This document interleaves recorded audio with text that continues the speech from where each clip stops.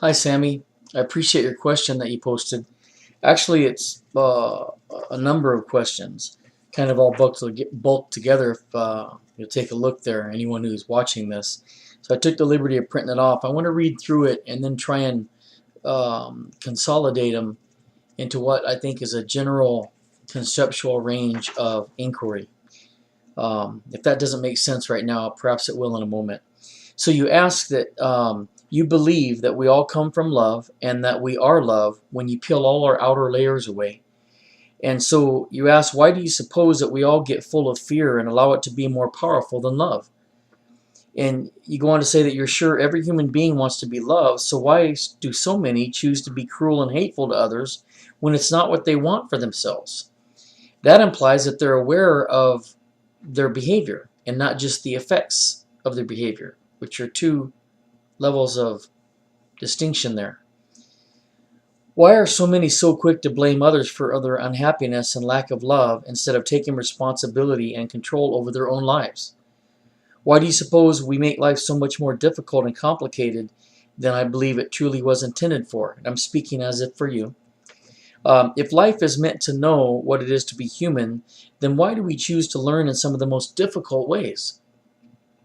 Why is it so hard for others to just love and try to understand each other when we're all here for a purpose? Is that because of the ego? The short answer is absolutely, but we'll get more to that in a little bit. There's so many whys here. I'm sure that they all have many different answers. I feel sad for some of the things I see people go through, and I have a hard time understanding why so many people are depressed, angry, hurtful, and struggling when we come from love, yet we don't live in love. Does that make any sense? When I say people, it's me included. Living in love should be on top. I'm sorry, I misspoke there.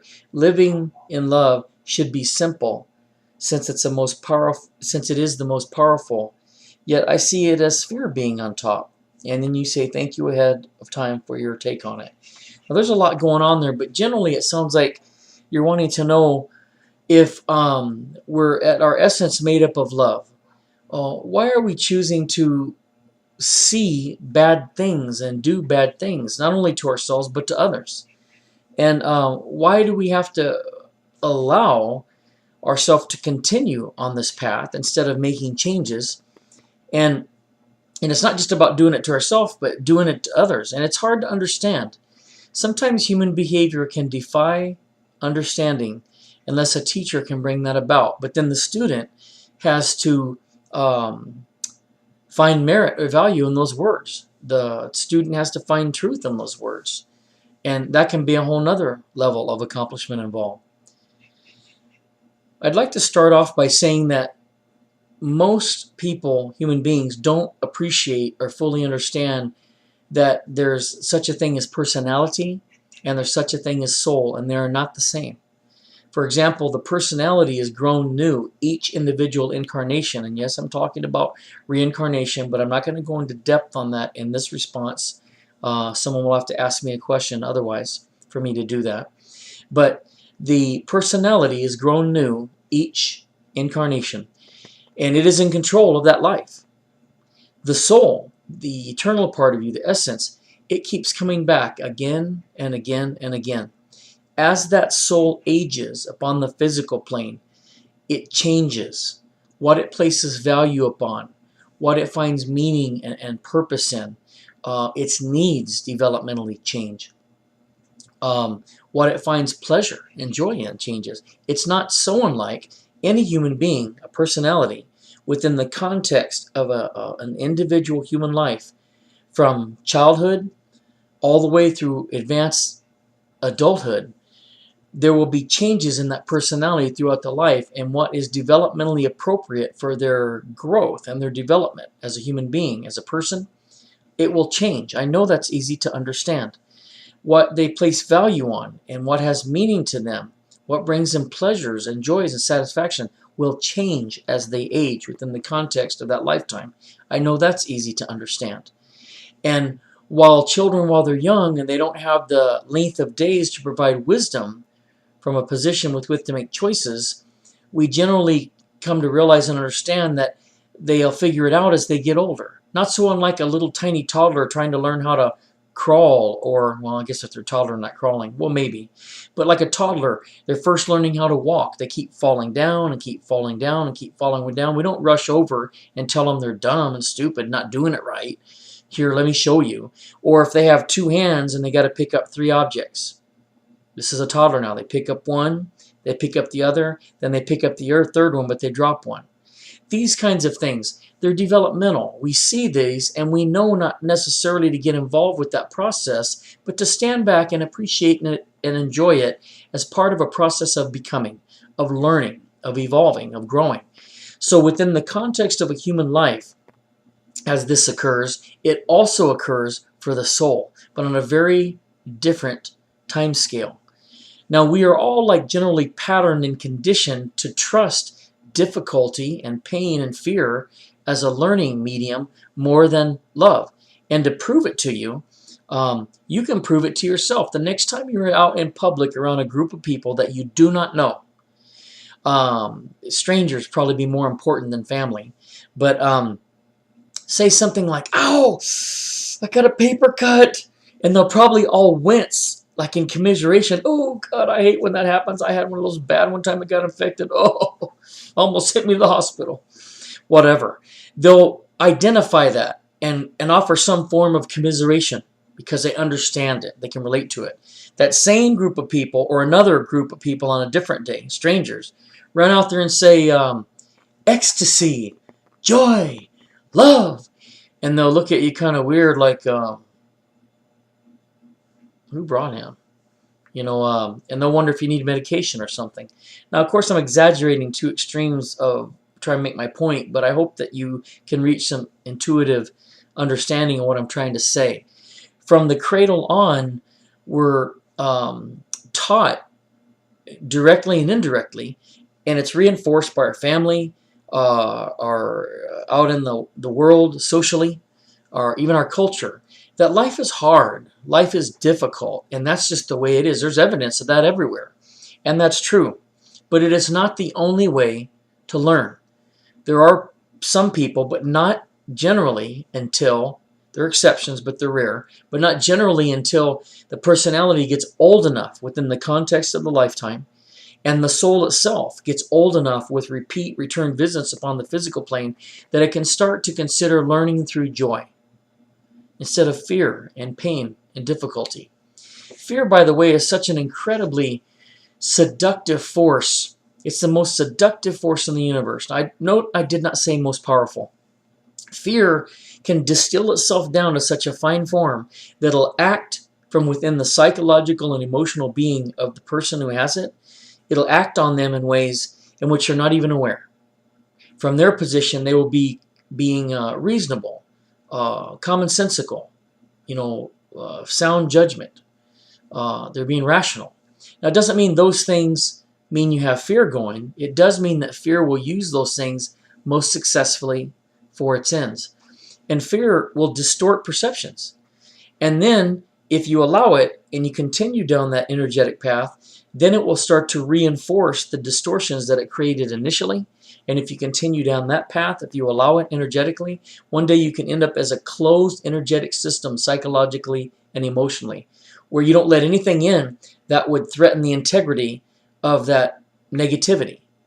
And at that point, the actuality of life is completely masked. That individual is completely out of touch with life.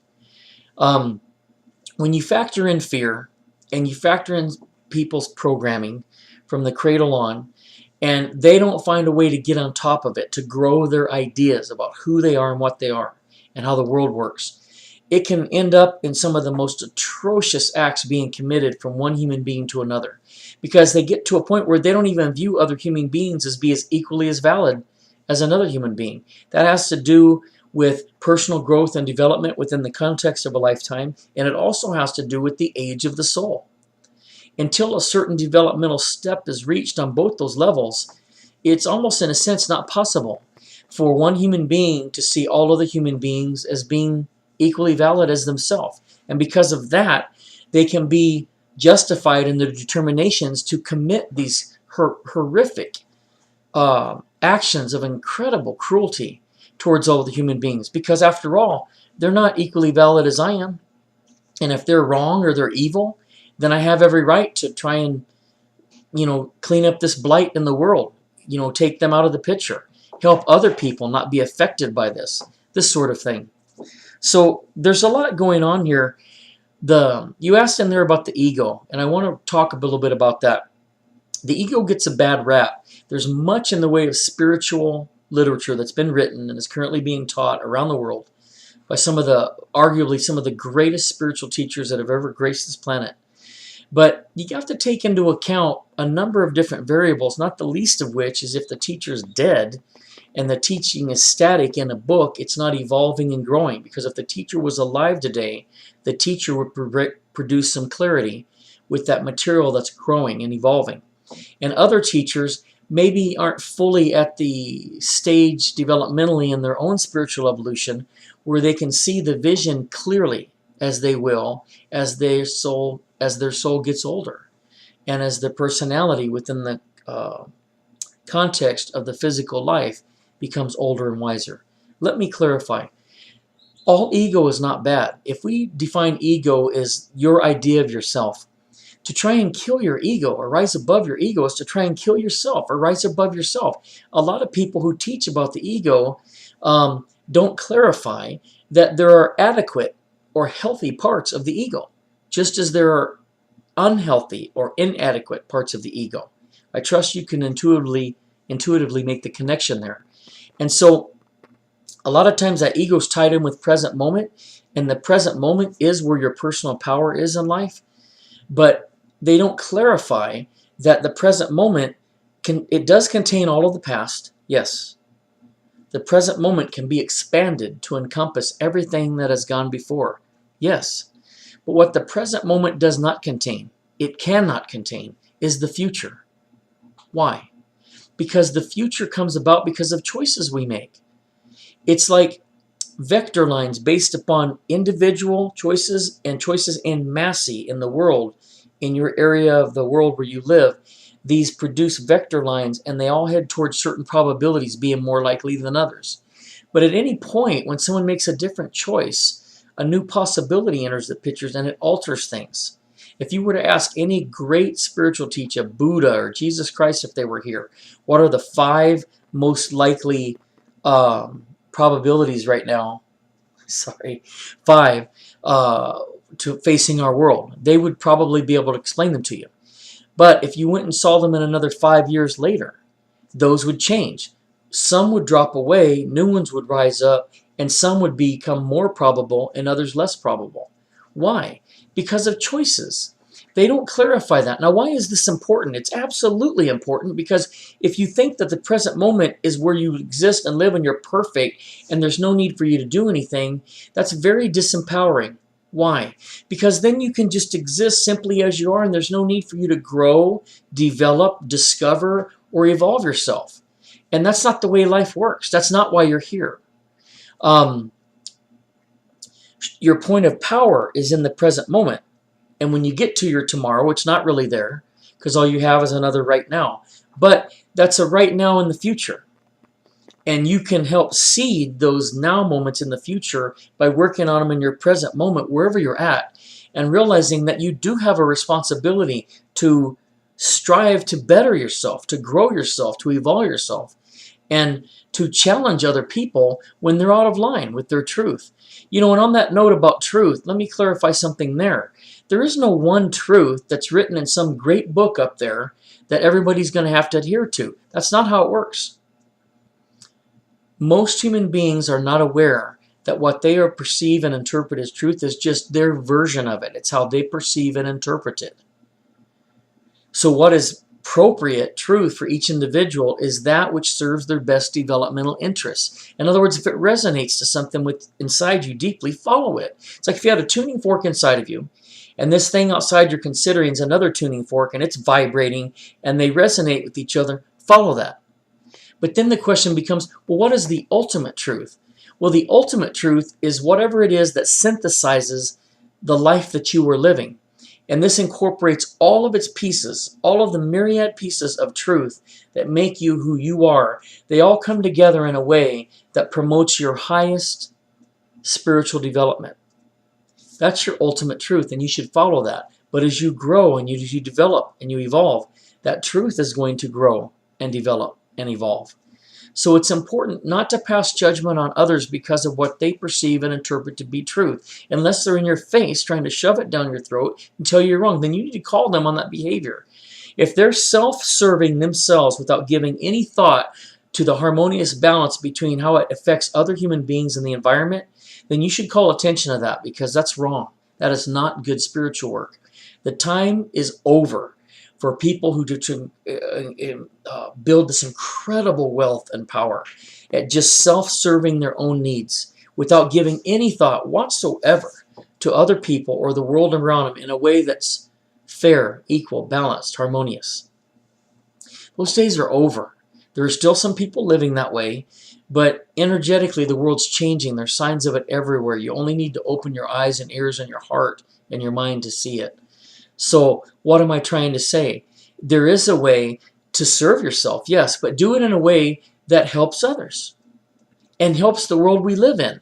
If not directly, then indirectly. But what it won't do when you serve yourself is hurt other people or hurt the world we live in. That's working against the natural order of things. So talking about that ego and tying it in with the present moment, and they also talk about not having attachments, but there are good attachments and bad attachments. If you're going to try to strive to better yourself and you're going to try and create something that's developmentally appropriate for you, growing you, evolving you, helping people, helping the world, then you are going to have an attachment, aren't you? There's nothing wrong with that.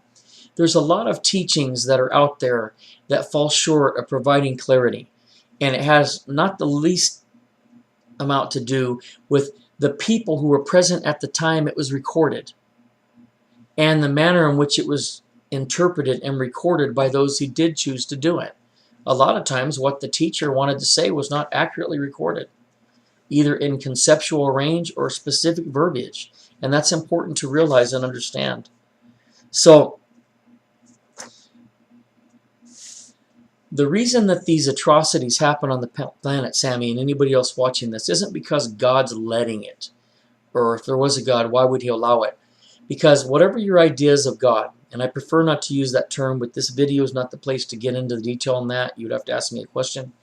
But whatever your ideas of God, God puts a piece of Himself or herself or itself in you. And that makes you somehow special. And that piece is what helps you find your way back home one day. But God allows you and allows us collectively as a species to learn from ourselves. That means if we want to make bad choices and do bad things, we can.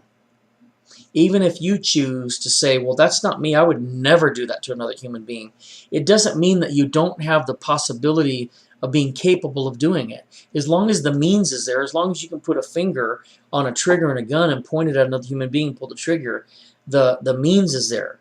But it's not energetically in your range of influence or what's important to you or what you would choose to allow to happen, because you know that there's no good that would come out of that, killing another human being. There could be some rare instances in this if you were put in an impossible situation, which I don't want to get into in detail in this video. You could ask me another question for the rare exceptions, but generally the taking of another human life is not going to bring you what you're looking for, and I'll let it go at that for right now. So we're here to learn through the choices that we make what it means with a crystal clear clarity. What does it mean to be human? And who has this incredibly, almost inexhaustible creative energy to create whatever they want? And who is it that's actually responsible and accountable for the use of that creative energy? Even if that energy is used for destruction, even if that energy is used for negativity, even if that energy is hidden in the distorted, reinforced, and closed minds, emotionally and psychologically, of fear, that have gotten to an incredibly terrible place where the individual no longer is cognizant of the fact of who's in control of their energy. and they use it. Some people can see the effects of their energy or choices on other people, but they can't see who's actually doing it, who's bringing it about. They can perceive the cause, but they don't see the effect, but they don't see the cause of it or the agent. It's kind of like the wind. You can see the effects of the wind blowing. You can see trees blowing, stuff blowing over, giving life to things, spreading things around, but you can't actually see the wind. So it's kind of like that almost in a way they can see that. Once you get older, within the context of a lifetime, personality-wise, if you choose to grow and develop your ideas, and your soul gets older with getting repeat visits over and over again in the physical plane, and it gets older, the soul will start to bleed through the perceptive and interpretive layers of the personality so that things change pretty dramatically. And then you do have an ability to see who's in charge of who's using that energy. Now that maybe doesn't sound like very promising, because where does that leave us with the people who are out there making bad choices and stuff? Well, we all have a responsibility to keep our eyes and ears open and do what we can to draw attention to something that is hurting other people and is harming the environment. Now, you don't want to do this in a way where you put your own life on the line in danger, unless the alternative is worse, and I don't even want to get into what that might be. But you want to try and be smart about it, but to look the other way and be apathetic and say, well, that's just not me and I'm not going to do anything about it, that's not good either. In your social circle, talk about these things, bring attention. People may offer up ideas and solutions about things you can do to bring attention to where people are using their energy in negative and destructive ways instead of positive and constructive ways. So I'm wondering if I've addressed... They trust fear more than love because they have more experience with it. They don't have as much experience living a life through the expression of love. But developmentally, when they're ready, they will make a change. Some people keep doing things and they don't want to do it, and it's the patterns and they don't know how to break it. That can be hard. But it takes time to self-introspect, to look inside yourself, and to take a look at why you might do the things you do or where you place value. That's not easy. That's hard. That's hard. And a lot of people don't want to be involved with it. They'd rather not be concerned with it. They'd rather just put their focus on someone else or something else and blame them for it or what have you. And there's not much you can do about those people, because some people just like to hug their cactus, and that's going to dictate the way that they're going to live the remainder of that lifetime. It's unfortunate, but it's just the way things are sometimes. Then you have to decide who you want to choose to associate with. Now be careful about judgment, because generally we're taught not to judge if we're very spiritual, but I need to clarify something about that. Judging up front without giving anybody at the time of day of who they are, what they are, or even giving them a consideration at all, is merely to project our own ideas and energy onto someone or something and react to that. That judgment is not good spiritual work, and I won't go into detail on that unless someone asks me a question. But if you give someone an open-minded chance, an open-hearted chance, and hear them out, and you have some things that click with you that don't sound right, and you bring it to their attention, and they give you some clarity on that they damn well know this is a hardened position they're in, and they're going to keep it because they're justified in it, yet you know that hardened position is one that's not conducive to the kind of lifetime that you're trying to live. Well, then to pass judgment on someone like that, then secondarily, after you've given them an open-minded, open-hearted chance, open-minded chance, and then passing judgment on them, that's different. That can be very good work spiritually. And it's not that you have to go around tattling everyone about that, but just because someone wears certain types of clothes or dresses certain types of ways or goes to certain kinds of churches or does certain kinds of good social works or political works or spiritual works or donates money or does good causes, if they still have something that's very negative, strongly negative, false personality, you have a responsibility to become aware of that and then to try and get as clear with them as you can about that in a personal interaction, so that then you can determine if that's who you really want to choose to associate with. Because you don't want them energetically dragging you down from the work that you need to do. Consider this example. As a child, you were given some ideas from your parents that were excellent and they helped you be safe. so that you could explore, grow, and develop within certain boundaries that enabled you to be safe, and developmentally you could grow.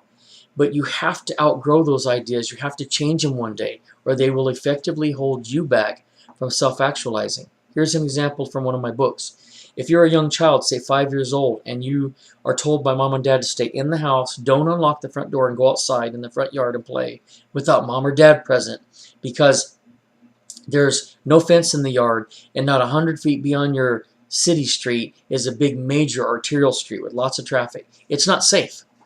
And so out of obedience to mom and dad and honoring that, you mind them and you don't go out there. So within the safety of your home behind a locked door, you can explore and create and discover and grow, and life is good. But if you get older, as an older child or even an adult, and you don't change that idea that it's not safe to go out there, it's going to effectively hold you back from self-actualization.